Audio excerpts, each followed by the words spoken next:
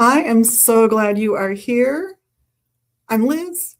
It is Wednesday, tax day, April 15th, 2026, and it is time for It Is Alive. Welcome in. Whether you're watching us live or whether you're doing us on the replay, is all good. So, first things first, what are we wearing? What are we drinking? It has been such a crazy morning. I don't have all my jewelry on yet, so I'm going to put that on while I tell you about the necklace I'm wearing. I love this necklace. It's one of my faves. This is a natural shell of a really vicious sea creature.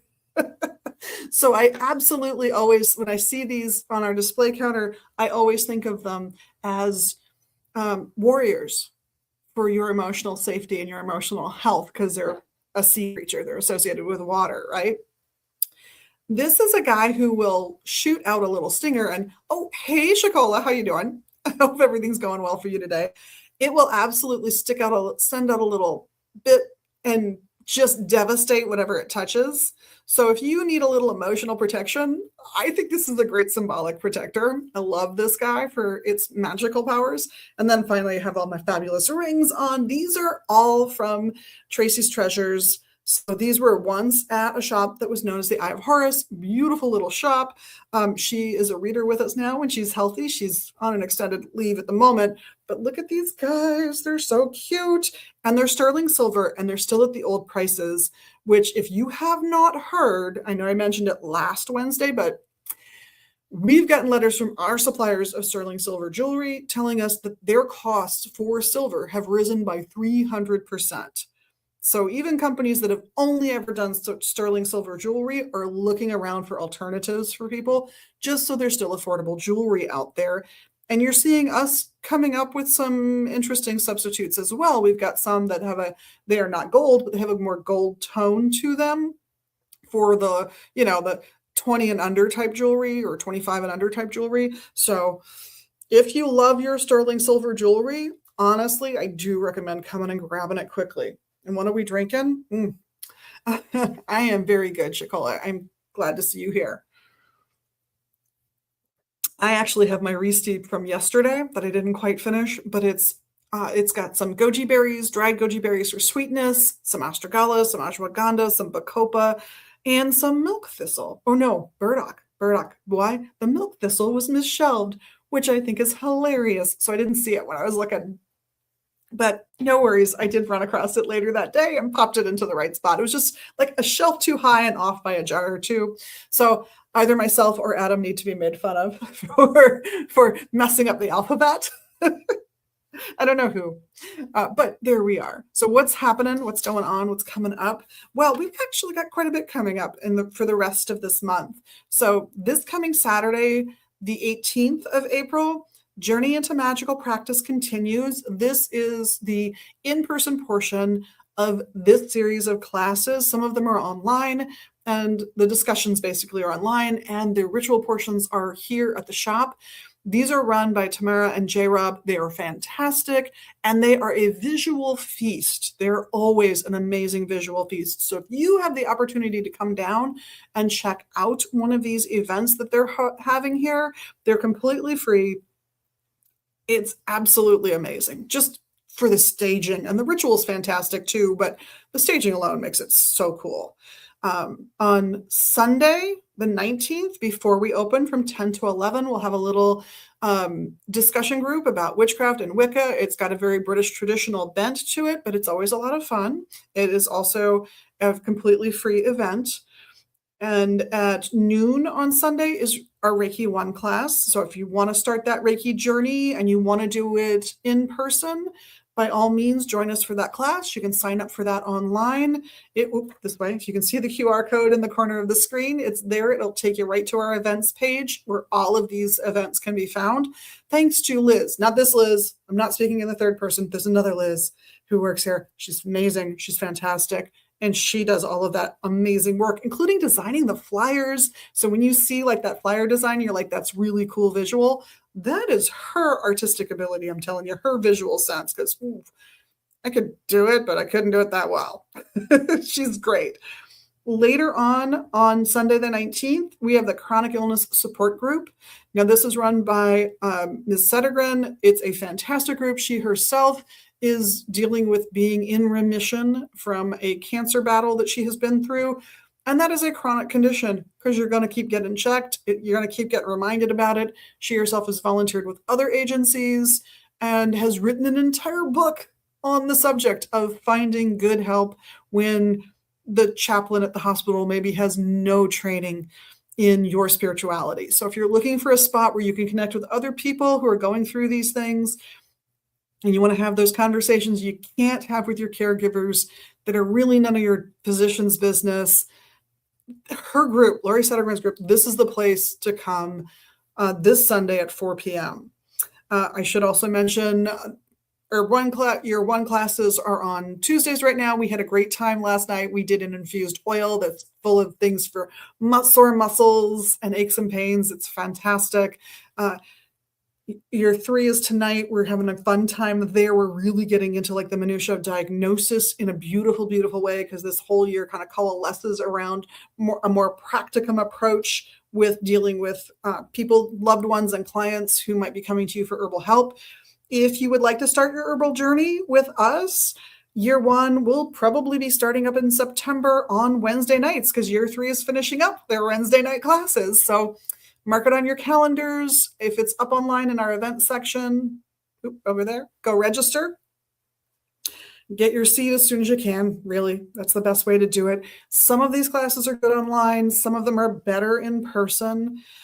So if you must do online, it's always an option. And you will probably end up wanting to pay a little extra fee just to get samples of all the herbs we talk about in those given classes. But it's a great series. It's loads of fun. It's 9 months, meeting for 1 to 2 hours, one night a week for those 9 months. All right, next. Saturday the 25th, Alliance Coven's 102 class will be here. And while that is not an open event, you can absolutely come by when they're finishing up at 2, have a quick conversation, shake a hand, get a feel for what that group is like, and see if you want to do their 101 when that happens, possibly as early as this fall, I believe. That'll be fun if they do it. At 3 on the 25th, which is a Saturday, we've got a by donation class, and that is the magical astrology class. By far the most popular series on astrology that Adam has run thus far. I get rave reviews from the people who've attended the class, so I highly recommend it. The following day, Sunday the 26th, we have a Reiki share. So if you do have your Reiki 1 and you just don't have the opportunity to practice on anyone right now, come down at noon. We'll spend an hour or so. We can chat about Reiki experiences, practices, how you do this, how you do that, and just exchange Reiki sessions. And it's a fabulous time. Later on that Sunday, the 26th, Palmistry 101 with our fabulous palm and tarot reader Eshu will be underway. He does a great job with that class. He's got a great style and approach to how he does readings. And even if you know a lot about palmistry, it's worth it just to experience that part of the class too. And if you're new to palmistry or just kind of getting your feet under you, he will have some great advice and great information for you. That is one of our by donation classes. Friday is ritual heavy. This is May 1st, May Day. So at noon on Friday, we are going to have a memorial ritual for people who have died either in ICE custody or at the hands of ICE outside of ICE custody. As of yesterday, that was 96 individuals over the course of the entire existence of ICE. We will be saying their name and lighting a candle for each and every one of them. You're welcome to join us when we open up at noon. That's when the ritual will start. And that's the entirety of the ritual. It is literally just a name and a candle lighting and a name and a candle lighting until we get through the list. The candles will be left to burn until they burn out. We aren't including other info. I'm not telling you what country they came from. I'm not telling you how they died. I'm not telling you if the investigation on the death has been closed or pending or open. That information is absolutely available online, and we're sourcing a website for our information that tells you how they verify the information, and they have multiple verifications of most, if not all, of the entries for these deaths. So if you want to come and hear those names and give honor to their passage, by all means, please come. Again, we're not going to tell you where they came from, if they were born and raised in America, if they were from another country. We're not going to tell you how old they were. So we're not giving you birth dates for these people either, because none of that should really matter. What matters is that they were important because they were alive, that they should have been cared for appropriately because they were alive. Yeah, that's all I will say about that. We're just going to give you basics. And we'll have that website information available for you at the ritual itself, unless I think about it before I do one of these, and then I'll tell you maybe next week or the week after. That evening, we have a full moon ritual when we close up at 6. They're always fun. There'll probably be a discussion in there as well, but it's a robes encouraged, and they can be worn over clothes, but robes encouraged. We bring snacks to share after the ritual for a little feast afterwards. And it's always kind of a fun, pleasant time. So come join us for the full moon if you want. We've had several people signing up. Should be a really good time. Plus the people who were at the first one. Those 2 ritual events are completely free, by the way.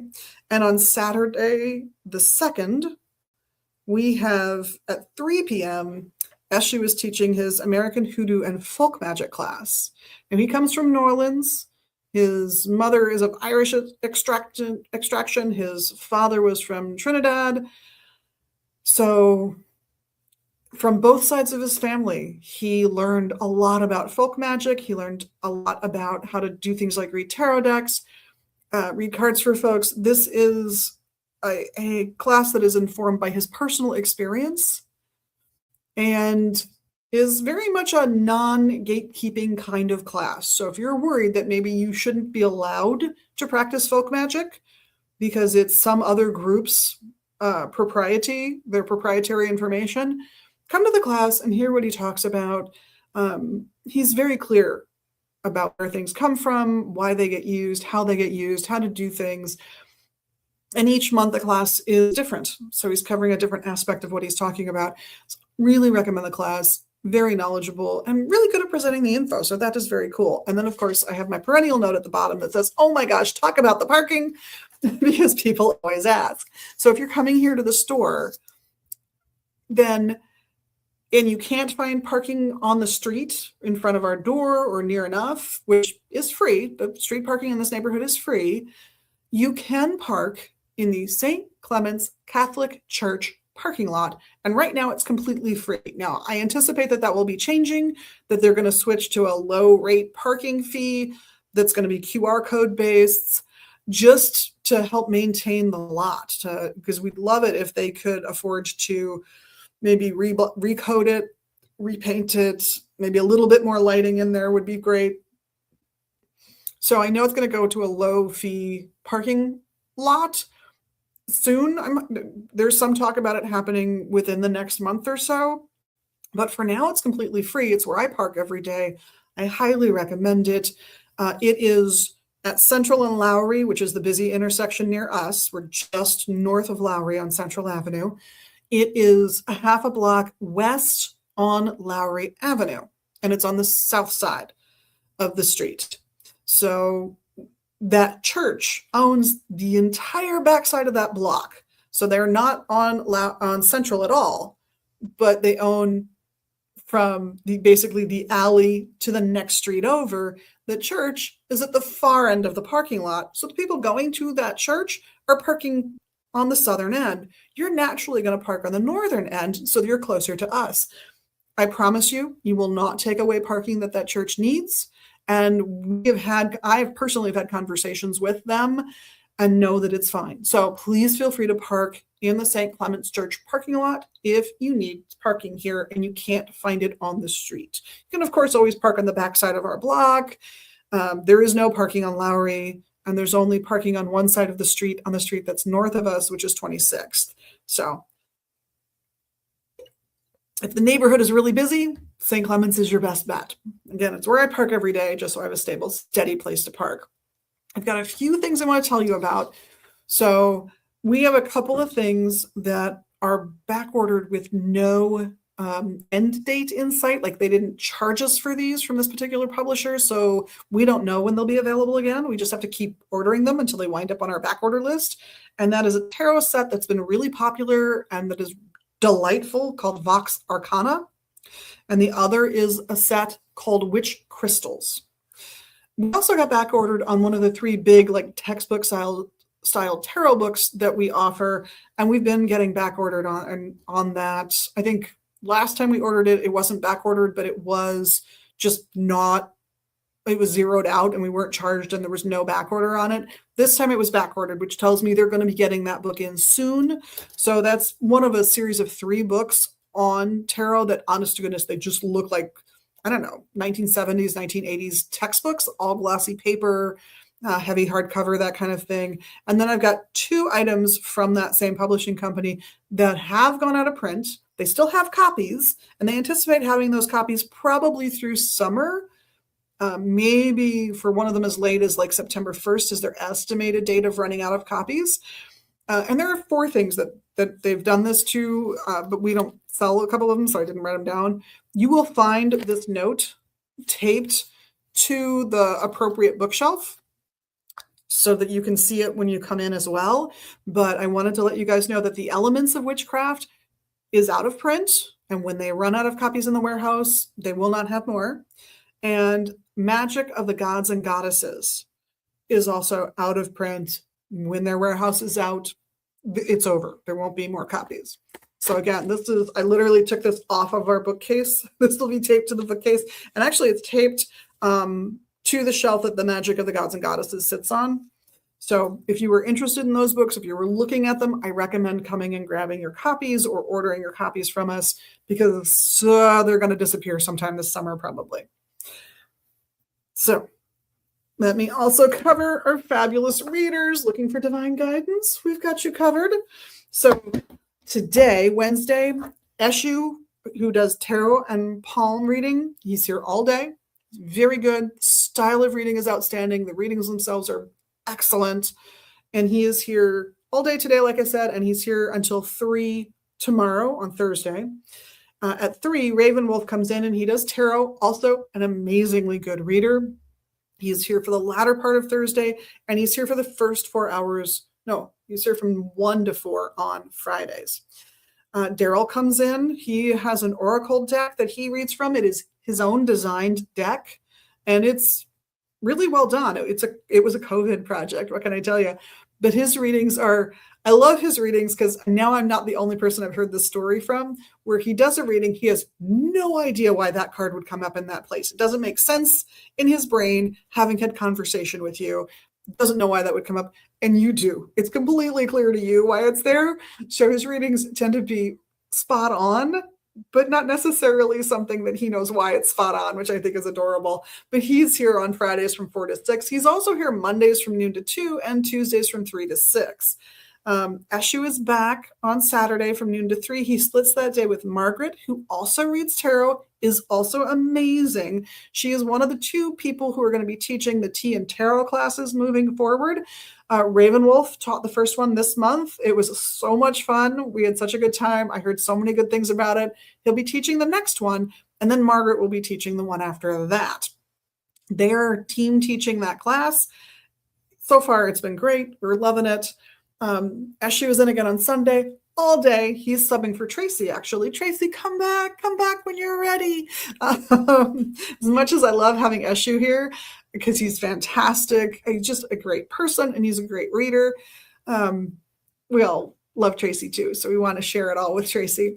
Monday, Daryl's here, like I said, from noon to 2, and then Morpheus is here from 2 to 6. Now, he doesn't do readings. What he does is dream interpretation, and he's really good. So if you're stumped, if you've gone online and you've looked in a book, you've done all the things you can do to figure out what the heck is this dream trying to tell me, but it's still bugging you, come see him. He's great. Absolutely fantastic. Tuesday, we've got Ravenwolf from noon to 3, and then Daryl from 3 to 6. So that's the week, basically. Like I said, Eshu will be here today, all afternoon. He's fantastic. So now I've got some stuff to show you. Is this not adorable? I don't care which way you put it. It's adorable either way. This is done by a local artisan. Her name is Megan. It's a $29.95 tile. And she just does really pleasant work. She does some cross stitch for us. She's done some carvings for us, and she's done this kind of work as well now. So $29.95, I think it's a good price for that little beauty. And I've got a few. Now, I do have new releases coming from one of our publishers that we work with, but they're going to come later today, so I can't show you yet, unfortunately. But I thought I'd show you some of the treasures from not our high-end used books this time, which is usually what I show you guys, but I wanted to show you because we've moved up our bargain basement books. They're almost all upstairs. Some of what's behind me are for sale from our bargain collection. Bargain books here are $6 and under, so they're usually $6 books. There might be some $5 ones. Occasionally we see something that's even cheaper, but it's usually $5 or $6. And then we have another set of used books that also come up here. And this is what's behind me is a mix of the two. So those are priced from $7 to $19. If it's 20 and up, it's going online and it's in our basement. To see those, we do an event a couple times a year where you can come down and see what's available. And it's always kind of fun. People find treasures that they really, really want, or that bring back memories, or that complete collections they've been trying to complete. It's always fun when we open that up. We opened it up just a few months ago, so we'll probably do it again in October or November. But these books we try to bring upstairs. Anything under $20 we try to bring up here. I have almost no bargain books left downstairs, about a shelf and a half. And I have a bookcase that's double stacked of the $7 to $19 books. So I thought I'd show you some of what's on the bargain bookshelves. These were in the bookcase that's actually, you can't see it because it's in the hallway behind me, but it's kind of as you're coming to this classroom, you encounter this bookcase. And so this one is $6. This is by Bonowitz. It's his Essential Guide to Witchcraft and Wicca by Citadel Press did this one. Kind of a famous one, honestly, because it talks about ethics, and it's another $6 used book. It's When, Why, If. This is by Robin Wood. It's actually a pretty decent book on the subject. These we've had fans of. We've had people come in and want these and want to grab these. This one is actually a $10 used book. Sorry, I thought I was grabbing just off the $6 shelf. Clearly, I need to move this one. This is a periodical. You can see it's a soft, it's a soft cover book is how it's designed, but it's actually a periodical. And we've had several people who are such huge fans of these that they come in and hunt them down. I have also shipped a handful to Israel for somebody looking to complete their collection of them. These articles are thoughtful. I like this periodical. This is one of the few periodicals that I really enjoy and really like to look at. I am sure it's either out of print or online now, but these hard copies, like this is from the summer of 2005, they're still worth reading. We have a few of these left in that bargain area. The abridged Golden Bough is out there, $6. You can find real treasures. So if you want that historical perspective thing, it's there. And then, of course, from Amber Kay, True Magic, A Beginner's Guide, $6. So if you're looking for some bargain books on Wicca, ceremonial magic, Buddhism, we've got other subjects in there too. Sometimes we take whole collections from a household, which means we get subjects that are not necessarily in our genre. I have a lot of medical books mixed in right now because we took a physician's book collection from his wife after he passed away. I had met this man. I knew him personally. He was a wonderful fellow with wide-ranging interests, but he also, so he had books on various forms of Eastern spirituality. He had books on magic, but he also had a lot of medical books. Some of them are bargain. Some of them were selling online, and they do sell online. So you never know what you're going to find in that book collection. Now, I mentioned earlier we're going to have a memorial ritual on the 1st, May 1st. I'm hearing there's going to be a call for a general strike that day. Doing this ritual is a way of having employees here so they still get paid. Whether we sell anything that day or not is not really the point. Also, it means that if there is a demonstration and people get blocked and start, there is a tactic when you're fighting a protest of essentially creating a tunnel, a tube where the protesters are trapped and then coming at them from the only exit left and sort of grinding them down. So I like having my door open if there might be a protest so that there's an escape hatch for at least some people if something untoward happens. I don't think our city police will do that here. I don't think that that's what they're geared for. I don't think it's what the city would want, but it makes me feel more secure about everybody's safety. If we've got, our hot cocoa sitting available for you guys to make, a warm spot in the cold weather if you need to come in from the cold, and a safety valve because we have a back door that leads to the back door of this building. So I like having an escape hatch for people. But on May 1st, we're going to do that memorial ritual right when we open at noon. And we're just going to light one of these mini candles. And we're going to use this one that we've gotten recently. It's not a line that will be here forever, but it was a good deal. And it's helping me keep the price of the mini candles down for a little while at least. So we're going to be lighting these. You can see they're a little taller than our normal mini candles.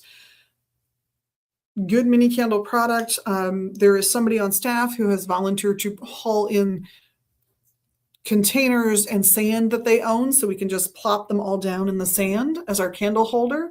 I was going to do them with tinfoil. Sand is better, I got to admit. And when we do the ritual and we say the individual's name and their date of death, there will be a little piece of paper that will have that information in front of the candle. So as of yesterday, that was 98 names. We may go through them simply chronologically from date of death, starting with the people who died in 2020. So to give you an idea of the range of time we're talking about, we are talking about getting on to 6 years. So it starts in 2020, goes through the latest information. The whole purpose, and if you saw yesterday's magical short video, the 5-minute, 6-minute video I did yesterday, the whole purpose is to honor the memory of those people, to give those names a little more power, a little more strength, and for their memory to be preserved just that much longer so that their sacrifice, as unnecessary as it really was, can mean a little bit more on that day. I've said this before on these casts, and I'll say it again. We were founded by somebody who lives in this country on a permanent green card. They're married to an American citizen. Our founder comes from the same country that my mother comes from. She emigrated here with her parents and her younger siblings, depending on how you count life, almost all of her younger siblings, like 2.75 of her younger siblings, or all three. But one of them can become president. My mother and the other two cannot. So immigration's always been near and dear to my heart. I have listened to the stories of, and keep in mind, my mother, my family spoke English when they got here. So, and look like this. So we had an easier time emigrating to this country than some other people do. We had more opportunities emigrating here than other people do. Yes, like most immigrants, we had more opportunities because we came here. And that was because for my mother's generation, the discrimination that she would have faced both for class and for the fact that her mother was not from that country. Her mother was from a neighboring country that is looked down upon by some people in the country she's from, just would not have had the same opportunities to do things like go to college that those people, that my uncles, that my mother had when they got here. And you wonder what's the value of those people coming here? Are they a drain on society? Well, let's talk about that. They came here, by the way, using chain migration. And both of my grandparents, from their early 30s onward, lived in this country, worked in this country, paid taxes in this country, raised their children in this country. They contributed more to society than they asked for. from this society. They had 4 kids. They all grew up. They all went to post-secondary education. 3 of them went to college, 1 went to art school. The one who went to art school is a success artist. The other 3 have successful careers or are retired. The oldest, my mother, and one of the others is retired. They all have one apiece. They have raised their children for the most part. The very youngest still has, I think, a kid at home. And I think we're all adults now. We have all become successful adults. Many of us, not all of us, but many of us have had children. Those children, some of them are now becoming adults. All because my grandmother and my grandfather chose to use chain migration to come to this country. All of us successful, all of us hold jobs, in some cases create jobs. All of us pay our taxes. All of us are law-abiding citizens. So those 2 people made a decision that added to the wealth and prosperity of this country many, many times over. That's the value of immigration. And yet, I heard those stories of how hard that first year was. Yeah, keep in mind, spoke English already. Looked like this. Well, to be fair, my grandmother in Brooklyn would be mistaken for Puerto Rican on occasion until she opened her mouth and that weird mix of 3 different accents came out and made it clear that she didn't speak Spanish and was not Puerto Rican. But we had opportunities that not every immigrant has. And yet that first year, my grandmother is known for having said that she would have, if she could have, tied her children to her back and swum home. That's how hard it is to give up all the family connections, all the common comfort foods, all of the little things that you don't think about when you make a big move that you might never have again. Now, it's easier today than it was then.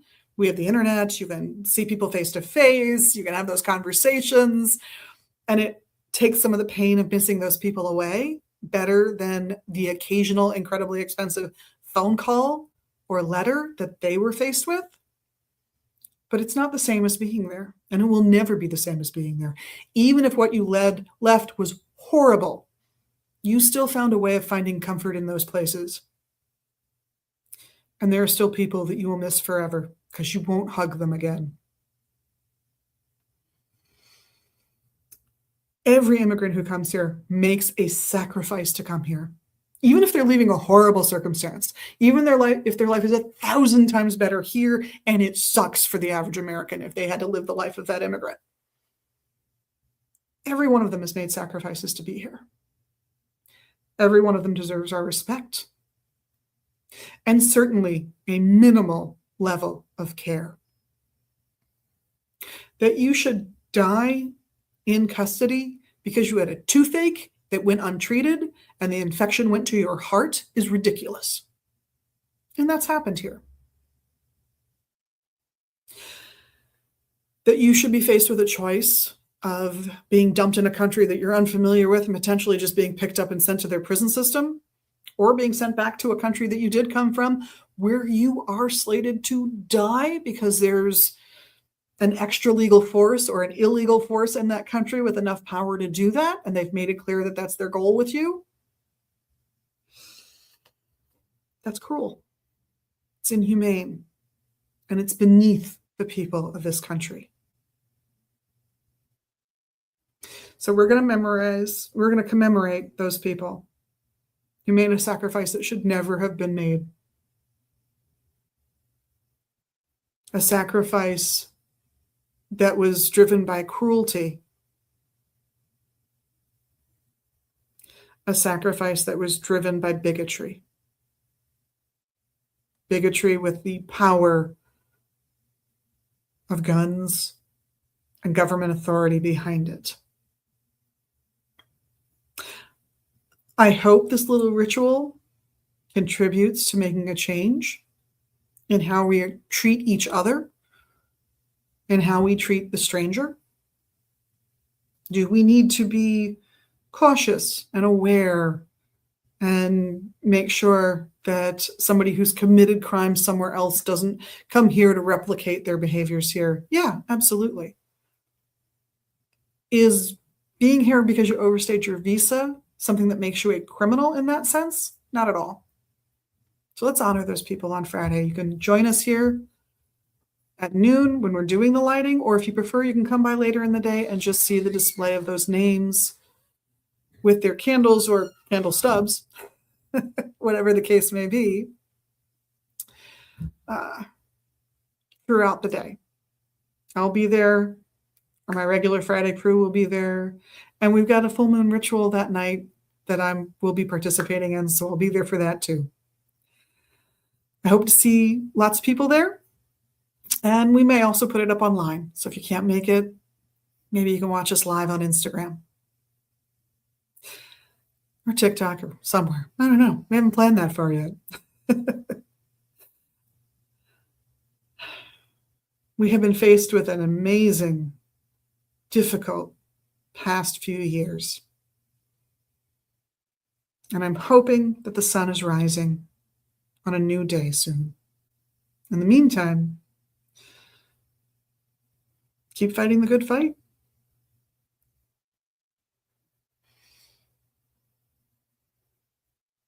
Thank you all. Thank you all for what you've done for this country. And just for being, as I always say, you're amazing, magical you. Everybody here loves that about you. And of course, we appreciate the little magical things you can do here in social media. Yes, we do. And I know you know what those are, so I'm not going to go over them.